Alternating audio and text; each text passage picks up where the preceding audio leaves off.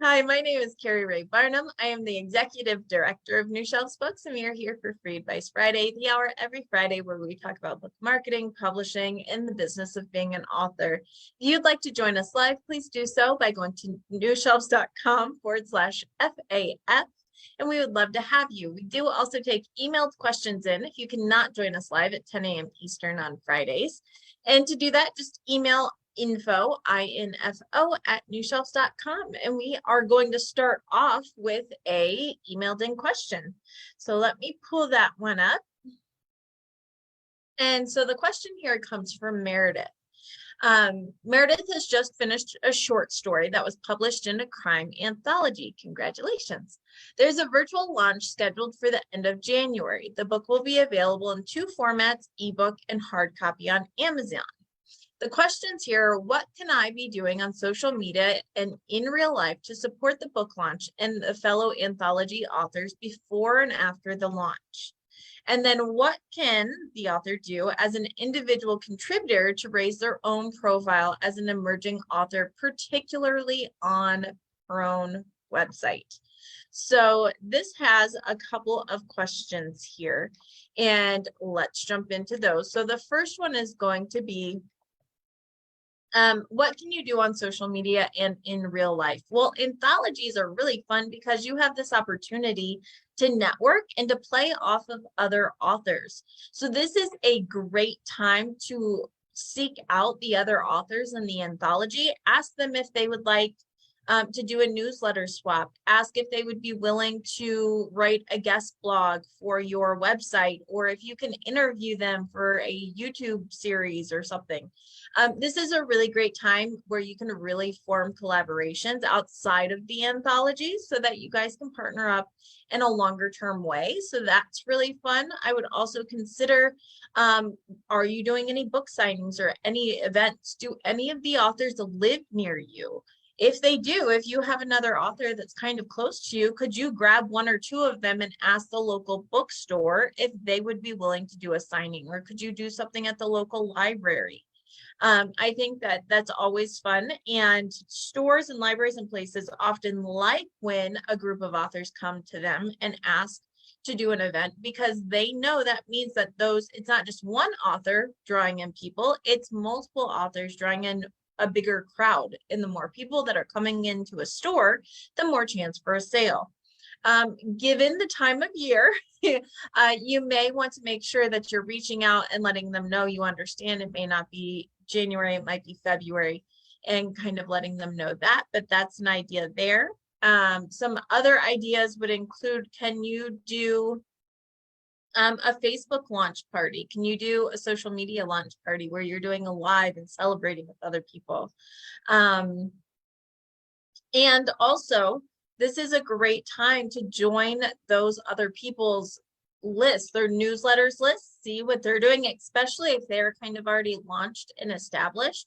How can you support them now? Now, I'm a big fan of we support others because we all raise up when we do that.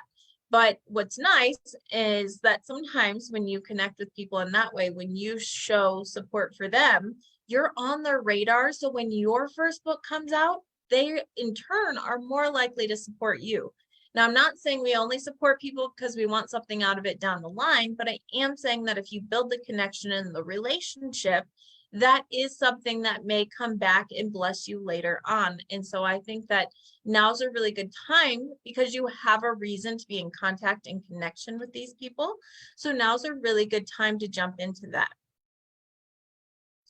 And then as far as the second question, which is, what can you do as an individual contributor to raise your own profile? Well, there are a couple of things. Once the book is out or it's up for pre-order, you then have a published book online. So if this is your first book, now's the opportunity where you can actually start creating all of your author profiles and claiming them. You can now claim a profile on Author Central for Amazon. You can claim a Goodreads profile. You can claim a BookBub profile, and you can start doing that. So this gives you a really great opportunity to start building out your author profiles that typically you can only do once you have a published book or a live book with a like a pre-order on Amazon or Barnes & Noble live site.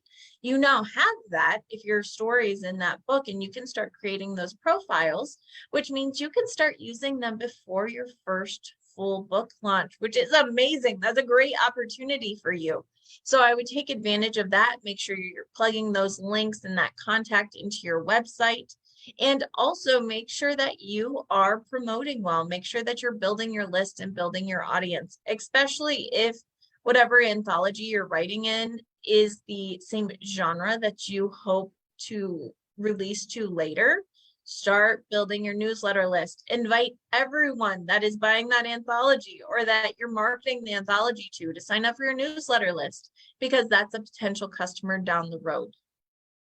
So those are just a couple of things you can do. Again, you definitely want to put your name in there. A lot of times with the anthologies, you've got one or two authors' names that are kind of bigger than the others, and then you've got a list of the others. So make sure that you are putting your name out there, that you're tagging those bigger names, that you're tagging the other authors on social media. Talk about them on your website, review their books, do positive things in that sphere, and I think that will definitely serve you well in the future. Let me see, we are going to hop over to an online question. So a live question here: what are some disadvantages to using a KDP ISBN? Let me just bust out my soapbox so I can get up on it. Here's the thing: whenever there is a free ISBN, it comes with strings attached. And that's the problem with it, is that nothing is truly ever free. It comes with strings attached. So whether it's a KDP ISBN, Draft Digital ISBN, and Ingram Spark ISBN, they all comes with strings attached. And for an author, the strings that really hold you back there is when you use a free ISBN from any platform, you are giving that platform the sole print and distribution rights to your book. So if you are an indie author or a self-published author and you have done all the work, you've formatted your manuscript, you've gotten your cover, you've put everything up, and then at the last minute, at the end zone, I've been watching way too much football lately, at the end zone, you go and instead of paying, I know it's an investment, but instead of paying for your own ISBN, you take a free ISBN from KDP. You are taking your beautifully packaged book that you worked so hard on, and you're saying, here, take my rights. Who wants to do that? You want the rights to your book. You want to be able to take and print and distribute your book wherever you want to. You have invested so much already. Don't fumble here. And so I know it's an investment. If you buy, typically, I recommend that authors buy 10 ISBNs. So 10 ISBNs, if you're a US resident, 10 ISBNs, you go to Bowker, which is at myidentifiers.com. It's about $300. So that means each ISBN is about $30. But if I told you, look, you can either pay me $30 or you can give me exclusive rights to your book, when you put it that way, it's like, maybe I'll invest that $30. And I know sometimes that means you have to stop, you have to save. I get it, but I can't recommend it enough. I cannot push that enough. You should own your own ISBN. And typically you need an ISBN for every format of your book. So the paperback, the ebook, and the hardcover, if you have an audiobook, those are all separate ISBNs. So you could have up to 4 ISBNs for a single title. Now, if you're just doing paper and ebook, then that's 2 ISBNs. If you're doing a paperback and you're using an ISBN there, but you know your book is going Kindle Unlimited, you can squeak by without assigning an ebook ISBN. I don't typically recommend it because if you do go wide and you're using libraries and different things like that, again, we track that ISBN. It's like a social security number for your book. We can find it everywhere. So if you plan to go wide, if you're using Draft Digital or Smashwords or Ingram Spark for your ebook, I recommend that you assign your own ISBN. But if you know, at least for now, you're doing Kindle Unlimited for Kindle exclusive, then you can maybe squeak by without that. But for your print book, buy your own ISBN. Just do it. I promise you. I was recording a video of how to upload a book to Ingram Spark this week. And of course, I got on my soapbox then too. But it even says on Ingram Spark, look, we have free ISBNs, but we don't recommend it. Here's the Bowker link. You should go buy your ISBN from Bowker. So even Ingram Spark, who stands to gain from having exclusive rights to your book, is like, hey, this is not a smart decision. So it's just one of those things. I definitely buy your own ISBN, invest in it. ISBNs never go bad. So that's certainly good news, is that ISBNs never go bad. New Shelves has like 1,000 ISBNs. We've probably used like, I don't know, 80. And so they don't go bad. Now they're not transferable. If someone buys a business and buys the whole business, they will get the ISBN. So like the New Shelves ISBNs will become mine. They were Amy's. They will become mine because I bought the business, so they can transfer that way. But this is really important too. A person cannot transfer an ISBN to another person. So if anyone ever tells you, if a publisher, if a website, if anyone says, oh, well, let me sell you an ISBN. If you are in the US and it is not Bowker, if it's not myidentifiers.com, that person cannot legally transfer or sell you an ISBN. Now, what they're doing is they're essentially having you pay for an ISBN that they've already bought, and then you're using their ISBN. But what did we just learn about that? That comes with strings attached. That means that person owns the print and distribution rights to your book, which is why there's no such thing as a true transfer. You can't buy an ISBN from a third-party website or from a hybrid publisher or something like that. You cannot buy an ISBN and own it because they do not have the right to transfer that out. So if you're in the US, myidentifiers.com. If you're in the UK, you need to go to Nielsen. That's where you buy your ISBNs. If you're in Canada, you actually just request them from your government and they're free. Other countries will have different ways of doing it, but everywhere has one legal place where you can go and buy or obtain your own ISBNs. And I highly recommend you do that. Don't be tempted by the freebies because it's got strings attached that we don't want. So I'll end it there. I'll step off my soapbox. We'll go to something warm and fuzzy next, so I can and I get it. I do get that the offer of free, especially when you're investing so much, is very tempting. I totally do, and I do understand. Okay. Do you have anyone who's translated a nonfiction title using Babelcube? Babelcube. I can't say I have. I know that we've had people who have recommended different translation services. I can't remember if Babelcube was one of them. Tara Alamany at Emerald Lakes Books says that they do use Babelcube. So that is one person, and you can certainly, Cheryl, we can certainly get you in touch with Tara if you have questions. I know she's always so helpful. I love our group, but I can't say I've used it personally.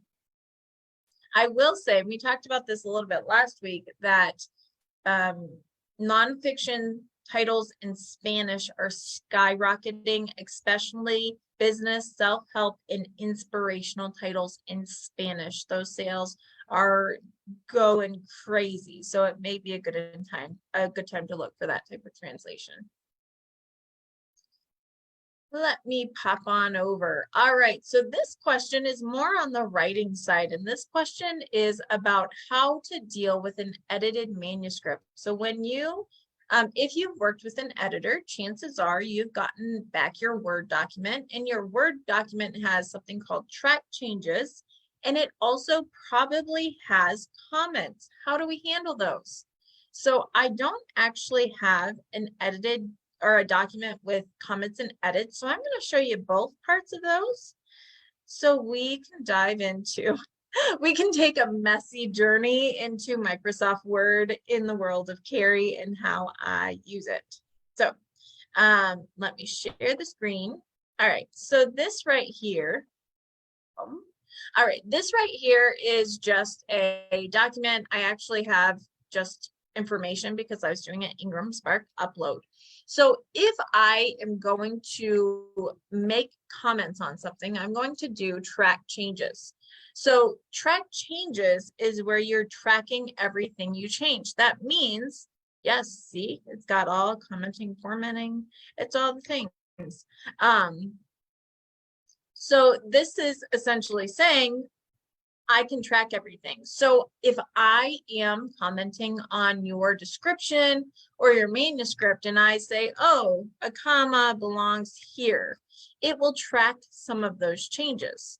If I decide that I'd like to get rid of this, it's not tracking changes. Did I mention that this would be messy, horribly messy? Because it will be. Track changes for everyone. Am I doing it now? Look. Right, there we go. Eventually I get things right. Usually not on the first, probably not the second try, but eventually. So I could then say, yeah, this does not belong here. So I'm getting rid of a comma. I could say, then she said, blah, blah, blah.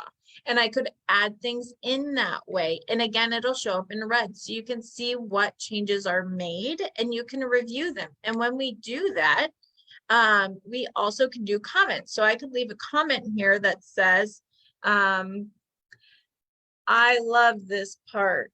What a clencher. And I could leave a comment. So that is how we track changes. But the question was about how do we actually handle those changes? How do we, if you get a manuscript back from an editor, when we get a manuscript back from an editor, how do we track those? Well, number one, we can look at the track changes pane. So remember where, when I did track changes, display for review. So I am displaying all markup. We could do the original. So I'm only seeing the original. We could do no markup, all markup, or simple markup. So we have options. I'm going to do all markup because I want to see it all. And then we have the option to go through and actually look at each one. So see these little bars on the side? That's telling us that there is a change here. And then what we can do when we do this, so this is a track change. I can right click. Now I'm on a PC. If you're on a Mac, you got to go, you should go look and see what exact buttons you push. But I am going to right click and it'll bring up this pane and I can say accept or reject. So I have the option to do either one. So I could say reject. I don't agree with this. And ultimately your editor is there to give you comments, to guide you. But if you are self-publishing, if you are the publisher, you have the right to make those changes or not. It's not an editor's job is to guide you, to give you advice, to change things according to certain standards, but you can reject them if you so choose. So I rejected that one. Now here I'm going to do it and I could accept it. So this one where I took out a comma, I could accept the deletion. Now you can also accept all changes and reject all changes. So you can say, I trust this person, I'm just going to accept everything. Or you can go through them one by one. It's up to you. Now on the comments, I love comments because I may reply and say, I know, right? It's my favorite part too.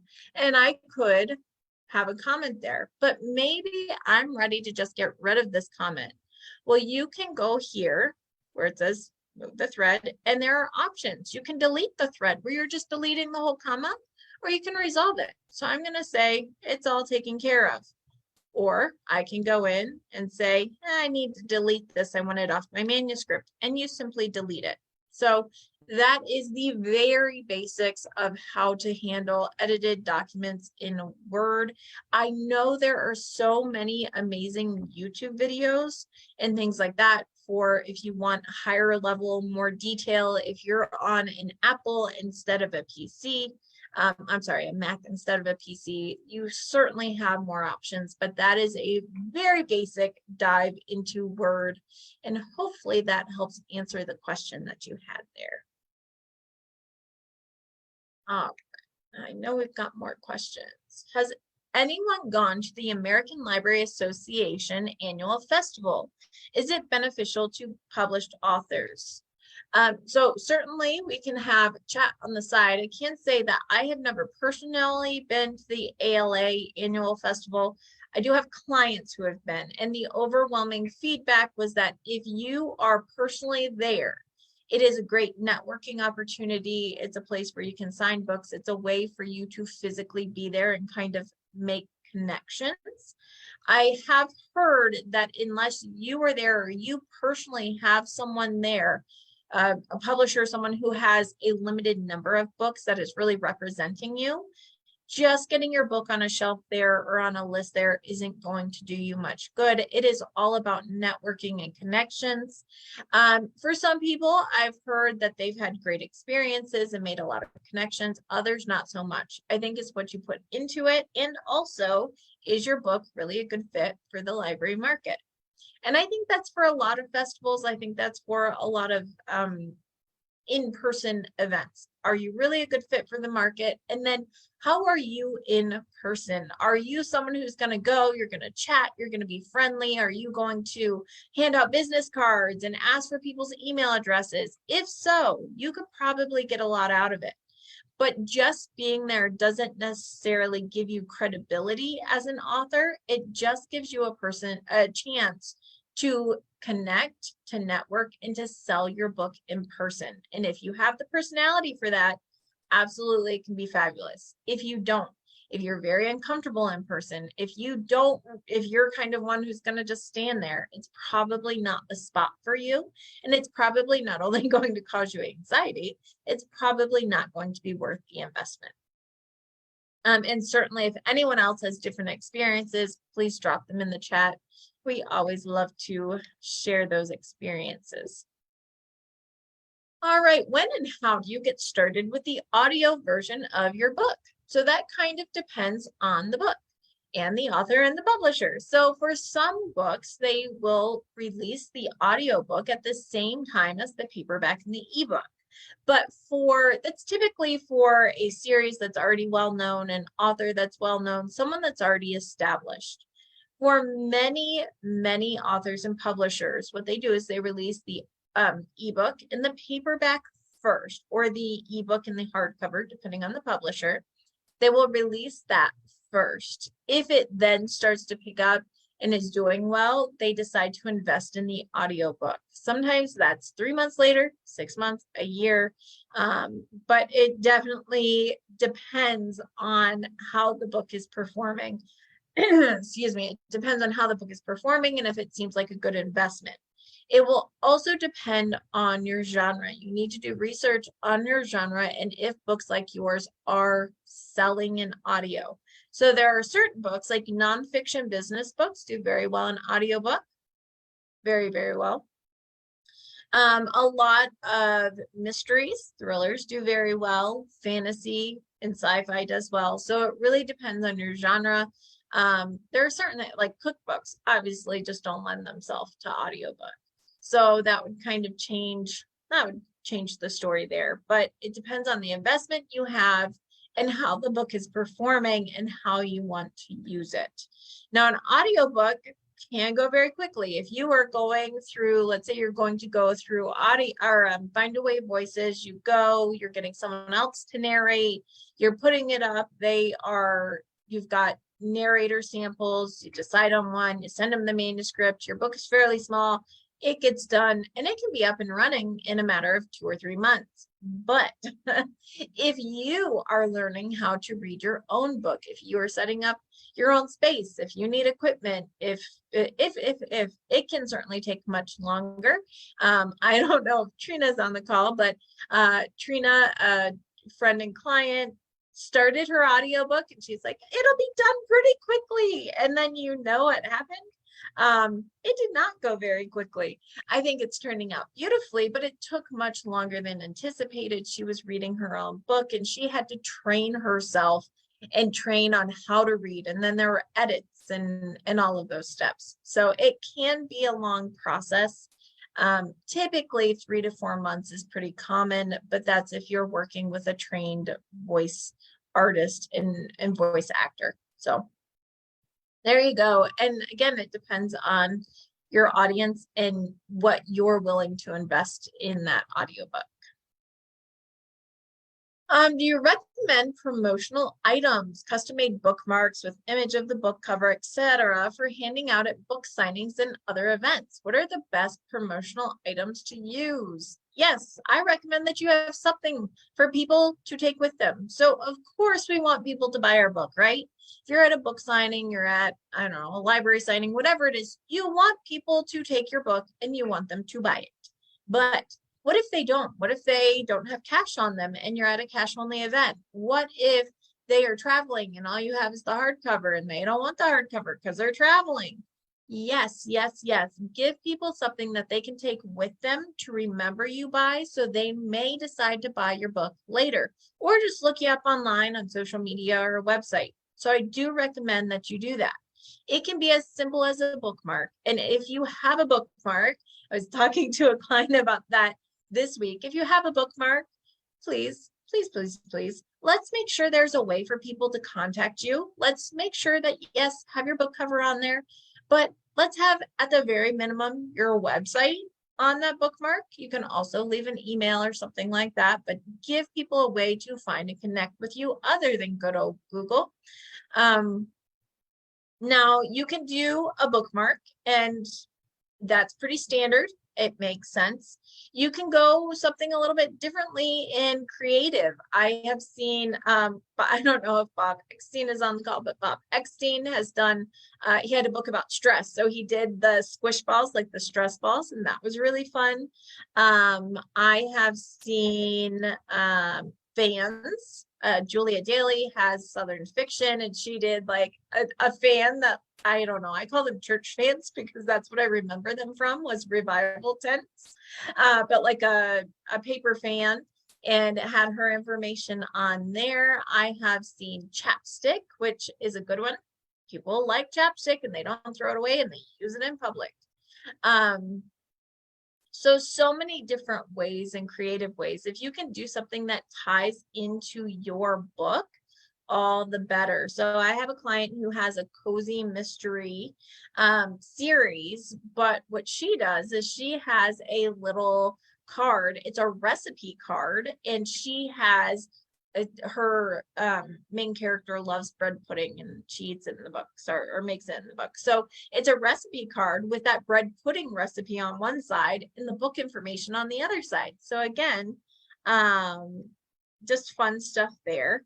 Let's see, Pat's saying she has a 3x5 postcard with info on the front and a coloring page on the back for a picture book. See, that's what I'm talking about, tying it into your book. Give them the information and then give them something that ties into your book. Pat, I think that's brilliant, having a coloring page on the back. And I do want to say QR codes are coming back. QR codes kind of were like the big thing like 5 years ago, and then they kind of went off to the corner where no one wanted to see them. And then COVID happened and QR codes came back because restaurants and everyone else was using them. So don't be afraid if you don't want to overload your promo piece, your book card, your business card with information. Don't be afraid to have a QR code that just goes directly to your website or to your landing page or to your sales page on Amazon. You have so many options. And I will say that Dave Chesson has a free QR code generator for authors, which is great. You can put a picture inside the middle of the QR code. So I'll even share. I will share this. Whoops. All right, hang on. I'll share it and I'll show it and I'll give you the link and all the things. So yeah, QR codes, like I said, they're coming back. They're kind of gone for a while, but now they're back. I'll start singing about being back from outer space. Let's see. So share. Free QR code.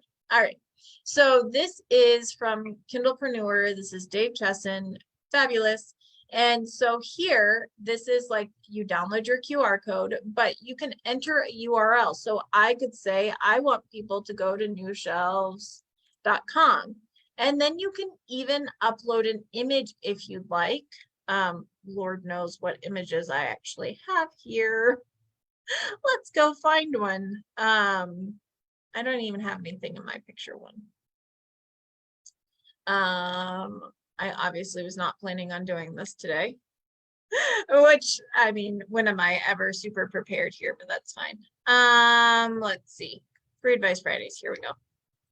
So then I have just added an image and my Free Advice Fridays logo is right in the middle of the QR code. And then I can select the size that I'd like, 300 by 300 or 600 by 600. And then I download the QR code and it works.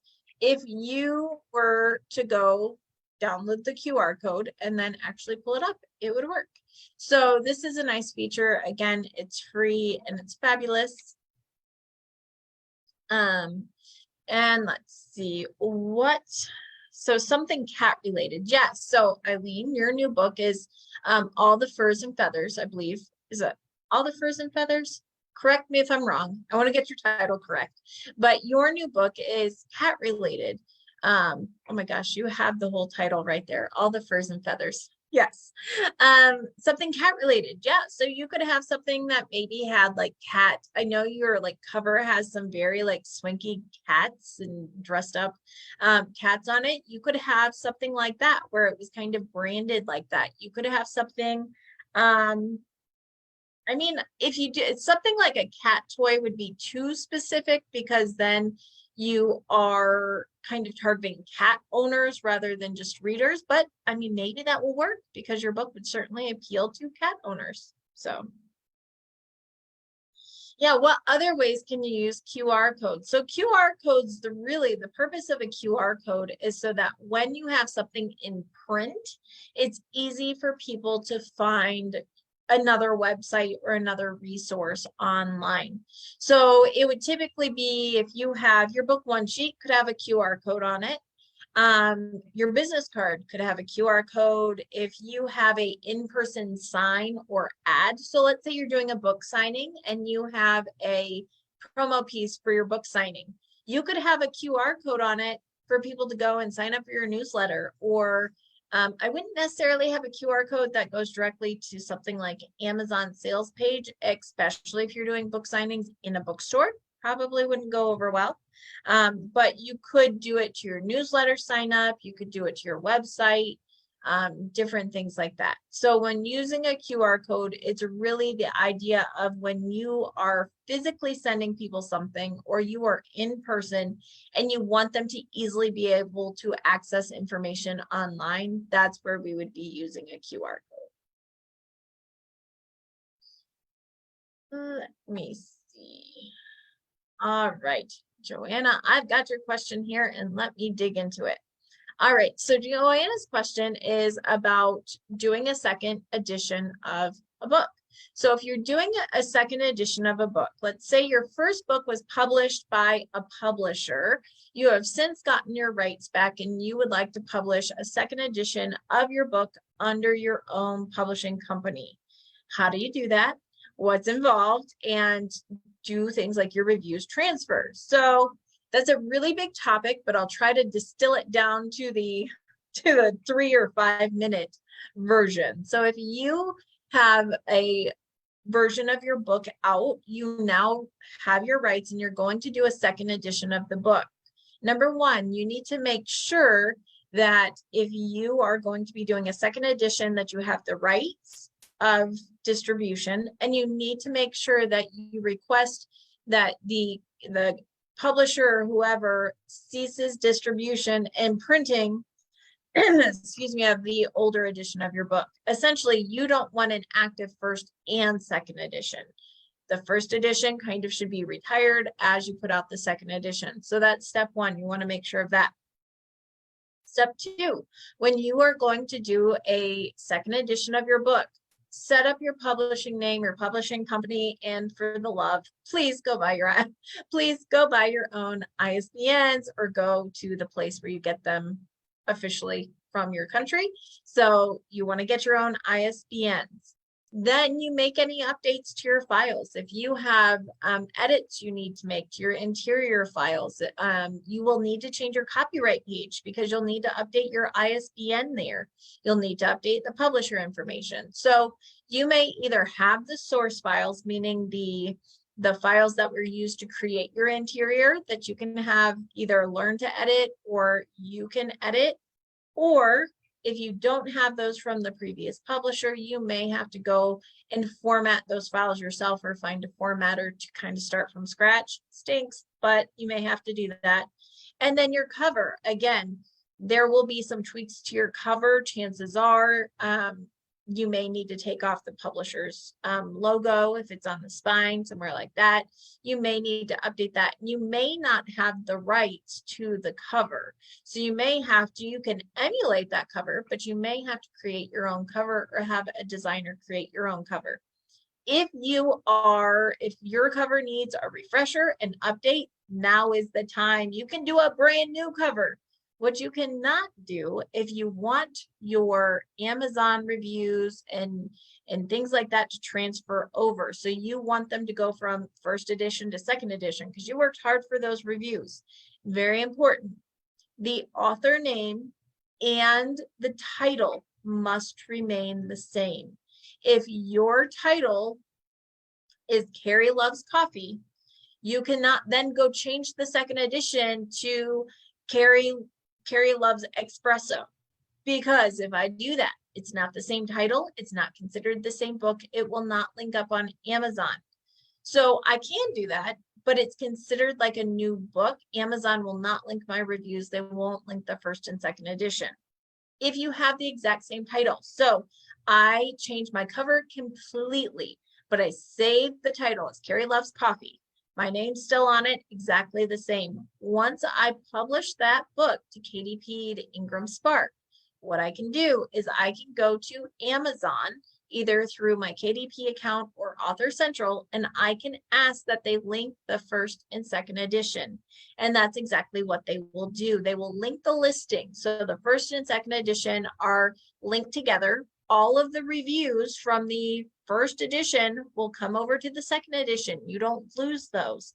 And what happens is the first edition never truly goes away. Remember I said your ISBN is like Social Security number. You can always find that first edition. Unfortunately, sometimes because maybe it's being sold used, maybe there's extra copies. So that first edition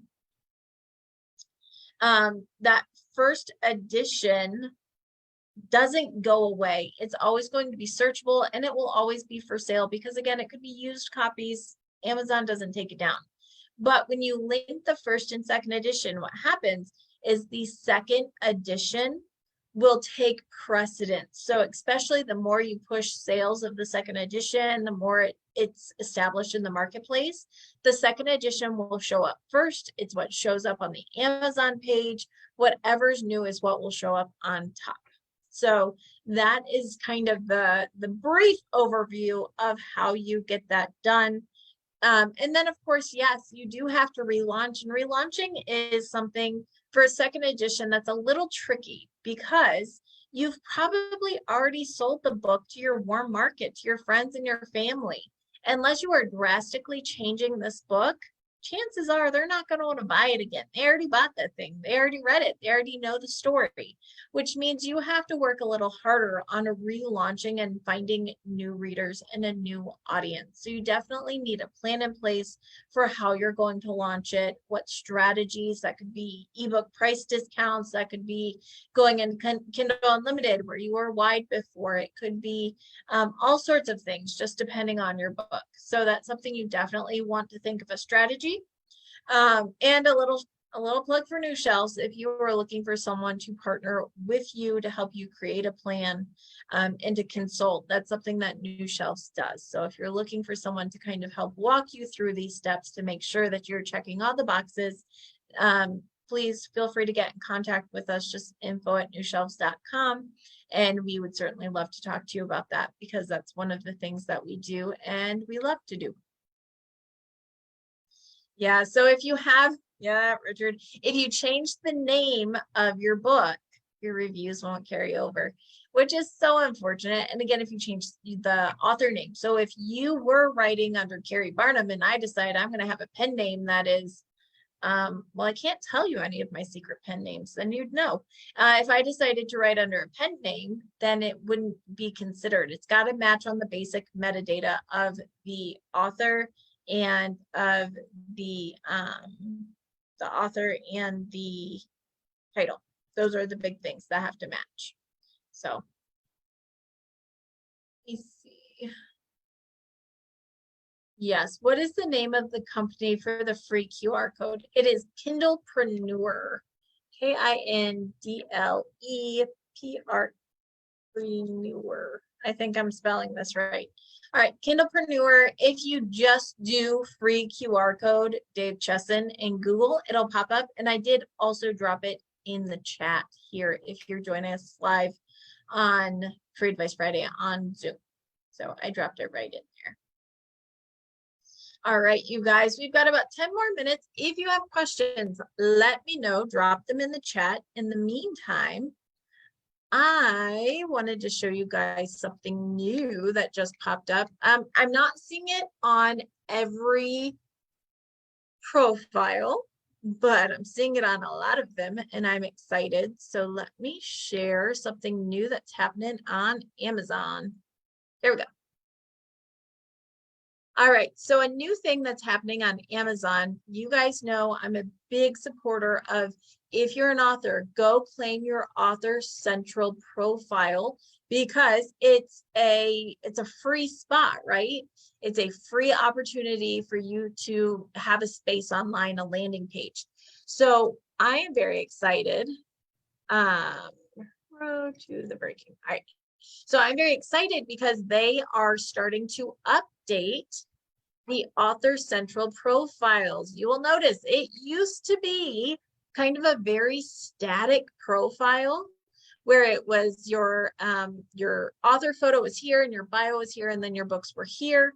Now this is kind of looking more like a website, like it's got tabs and everything, which is really cool. So we still have our author photo about the author. It now shows your most popular book at the top, and you can scroll down and still see all the books. So this is still here. And then you can also see customers also bought. By the way, if you're trying to find comp authors, if you are trying to find authors for keywords and ads, look at this here at the customers also bought items by. They may be your best comps. This is literally Amazon saying, hey, people who are reading and buying your books are buying this book. Go check it out. And what's cool here is now we have these toggles. So now we can do the about, and it's like a legit like author page, which is very exciting. So we see that here where it's got his picture, it's got the full bio on the side, which is awesome. Still have the follow button, which is great. If you want to get notifications from an author when they have a new book coming out, hit the follow button. And encourage your readers, especially if you write for Kindle Unlimited and you release on Kindle Unlimited, encourage your followers to hit the follow button on Amazon. They will get a notification in their Kindle when your new books come out, which means every time you launch a new book, They're getting a notification, which means your book is more likely to be a success when it launches if you're using Kindle Unlimited specifically.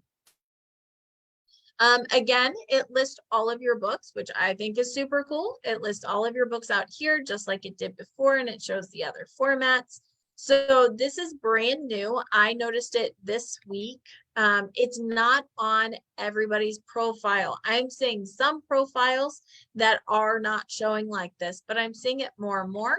Now, one of the things that I've noticed that's missing is in the older profiles, there is a spot for photos and videos, and you could link your blog. And we love that because your blog would then link over and it would go to your website. So if someone thought your blog was interesting or like your little teaser was interesting, you could click over and it would take us to your website, which was valuable. I'm not seeing that here anymore. I'm not sure if this is something that will update in the future or if this kind of is the new setting. So we know when Amazon does this kind of stuff that it kind of changes over time. Yes, if you have a pen name. So your author profile can have you have your name, but you can have up to, I believe it's 5. Last I checked, it was 5 names under one Author Central account. So you can claim a pen name. I think you can claim 3 pen names with your regular author page. And then after 3, you can write in and request that they add additional pen names up to 5, I believe.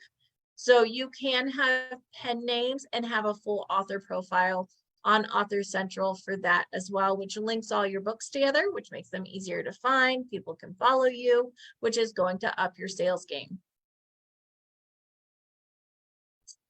Let's see. All right, so I think that is the, is there still an option to have your blog link? Yes, Cheryl, I don't know if there's still an option. I don't see it here. Will it be changed? We never know. I feel like all the time Amazon will put out a change and then it's like, well, here's the change, but we'll keep changing it for the next couple of weeks and months. So this is brand new. I do not see a spot for photos, for videos, or for a blog linking. Chris did have his blog linked previously. So I don't know if it'll come back in the future, but for now, this is what it is. Kind of cool. Go check yours out. All right. All right, let me see. I know we got a couple more questions pulling in here. Do I need to get insurance when I start selling my books? I am not a lawyer, so I cannot advise you on this. I can say that some people will specifically get insurance. So anyone who is writing, for example, if you write medical fiction and you are a doctor or in the medical field, a lot of those authors are encouraged to get insurance because if they are writing in the medical field, it could be construed as some type of advice, that kind of thing. So some people will do that. If you have something, sometimes authors are just encouraged to do like an LLC because then it's limited liability and it separates you a little bit. So again, I'm not a lawyer. I cannot answer that for you, but you should absolutely seek out the advice of a lawyer if that's a concern for you. We already covered the pen name. How do you change the cover of your ebook? So if you're changing the cover of your ebook and you are the publisher, if you're using KDP, you just go into the setup of KDP. You go to KDP and you edit. You just hit the edit button for edit content and you upload a new ebook cover. And then you go through the process to save and you hit the publish button and that new ebook cover would show up. If you are using something like Draft to Digital or Ingram Spark, you would go to that platform, you would edit, you would upload your new ebook cover file, and then you would go through the same process of saving and publishing, and then it would populate out. So it's really not very hard. It will take just a little bit to go through and update. All right, Tara. I'm hearing a lot of authors and publishers have seen significant sales drops since September, and I'm hearing all sorts of possible causes. What are you hearing? I've heard all the things. I've heard of lower sales, and I've also heard of booming sales. So I've kind of heard the spectrum, and there are some months that have been lower than others.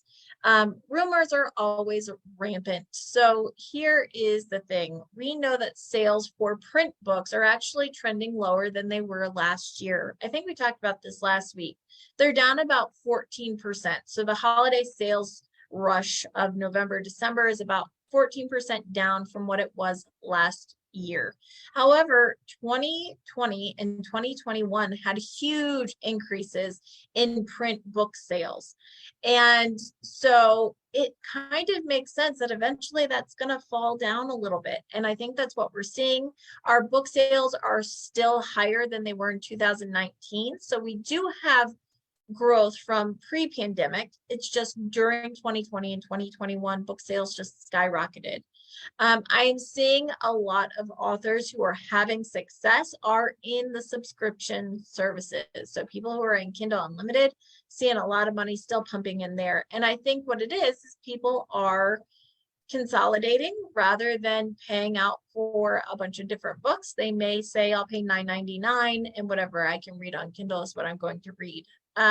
We know there's been a ton of speculation on the economics of today and where we're headed in the future. And I think people are maybe just being a little cautious and a little more careful that way.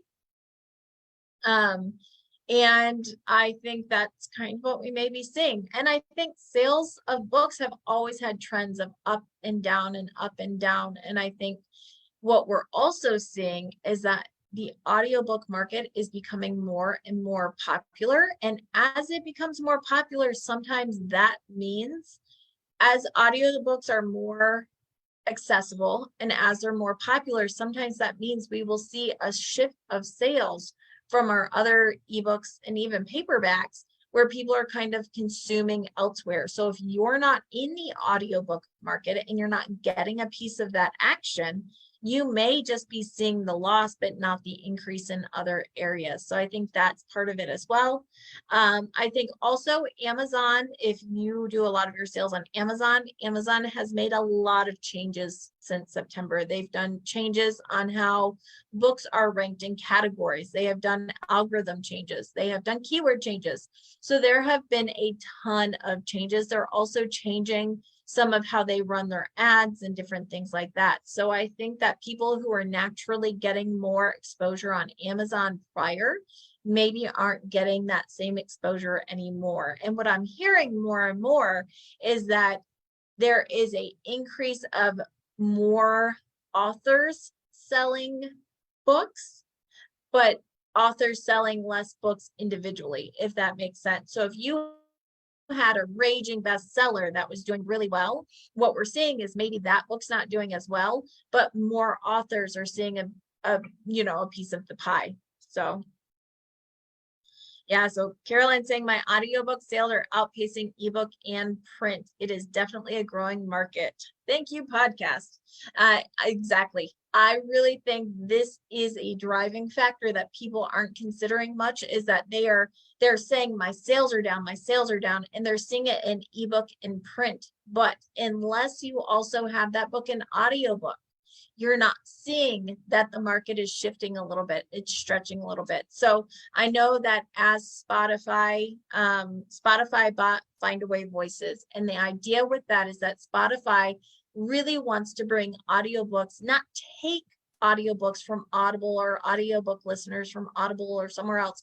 What they really want to do is they have this huge platform for music and podcasts, and they want to take people who maybe weren't in the audiobook market and sell them audiobooks, because that's how they like to get their information. That's how they like to ingest their content. And so Spotify wants to find new readers through that.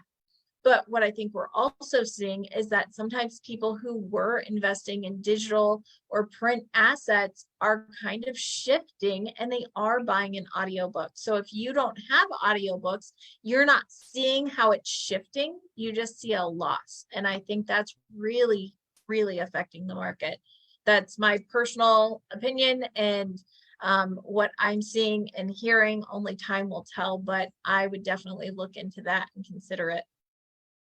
And like I said, there's always waves. Things go up and down and they kind of move throughout time, and it'll continue to happen. So we'll watch the market and can keep putting out, and certainly keep bringing ideas here on Fridays, because I think that's how we grow and how we sell. So hopefully we'll see another big upsurge.